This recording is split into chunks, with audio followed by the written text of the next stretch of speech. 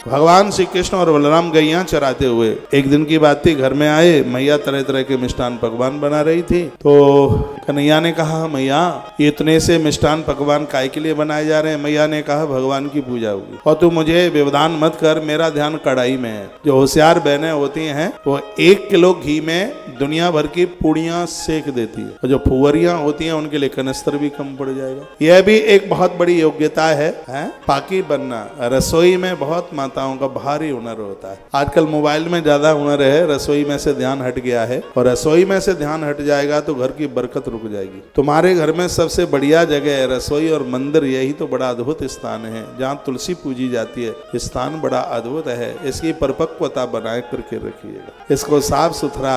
हर रात्रि को अन्नपूर्णा माँ घरों में प्रवेश फेरी देने के लिए आती है। जिन रसोइयों में जूठे बर्तन मिलते हैं उस घर को माँ अन्नपूर्णा श्राप दे के चली जाती है। जूठे बर्तन रात को मन छोड़ो, रात के बर्तन रात को ही साफ करो, साफ सुथरा रसोई को। जो आप झाड़ू लगाते हैं, मंगलवार को झाड़ू खरीदना बहुत शुभ माना गया है। मंगलवार के दिन, बस सुनिए ध्यान से, मंगलवार को दवाई खरीदना बहुत शुभ माना गया है। वशिष्ठ संहिता में लिखा है कि मंगलवार के दिन वस्त्र मत खरीदिए, मंगलवार के दिन नया कपड़ा मत पहनिए, जिससे अग्नि लगने के पूरे चांसेज होते हैं। मंगलवार के दिन कपड़ा खरीदना बिल्कुल भी शुभ नहीं है। मंगल को झाड़ू खरीदना बहुत शुभ है। झाड़ू लगा करके उसको चौके में मत डालिए, बेडरूम में मत डालिए। साफ सफाई करके झाड़ू ऐसी जगह पर रखा जाता है जिसके ऊपर किसी की निगाह ही न पड़े। झाड़ू, वाइपर, पोंछा, इसके ऊपर पोंछे की बाल्टी, इसको अकेले में एकांत में जिसके ऊपर किसी की निगाह ही न पड़े, इससे आपके घर में बरकत होगी,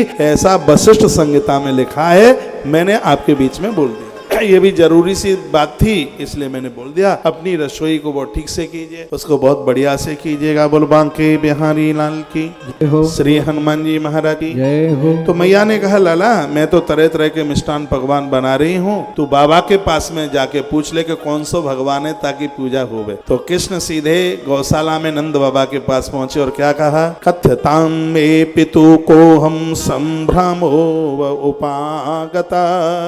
एक बात मैं आपको बोलूंगा, ये श्लोक समझ में ना आवे तो भी इनको सुनना। वैसे मैं जिस श्लोक को उठाता हूँ उसके खंड खंड व्याख्या करके ही आगे बढ़ता हूँ, क्योंकि कथा का आनंद देव भाषा के बिना नहीं है। रटंतु तो कथा तो कहानियां तो कह लो सुन लो, कोई मतलब नहीं है। मेरे सामने ग्रंथ रखा हुआ है, भागवत की पोथी है और टोटली 100% संस्कृत है, इसमें एक शब्द भी कहीं हिंदी में नहीं है। और श्रीमद् भागवत जी के तो श्लोक ऐसे समझ लो जैसे फूलों की बनाई गई माला हम भगवान के गले में समर्पित कर रहे हैं। इस संस्कृत भाषा के बिना कथा में आनंद ही नहीं आता, इसलिए जरूर सुनिए। भगवान कृष्ण के मुंह से कितना प्यारा शब्द निकला है। तो कहते हैं कि कथ्यतां मे पिता को हम संभ्रमो वा उपागता। हाथ में पन्ना इसलिए पकड़ लेता हूँ कि आपको लगे कि कथा भागवत की ही हो रही है। हाँ, इसलिए मैं हाथ में, आपको कुछ बेकार तो नहीं लगता है? संस्कृत के श्लोकों पर निगाह पड़ती है तो ऐसा लगता है कि पांडाल में माताओं की तरफ राधा रानी बैठी है, पुरुषों की तरफ साक्षात भगवान कृष्ण बैठे हैं। आंखों को ऐसा एहसास होता है। कथ्यतां मे पिता को हम संभ्रमो वा उपागता।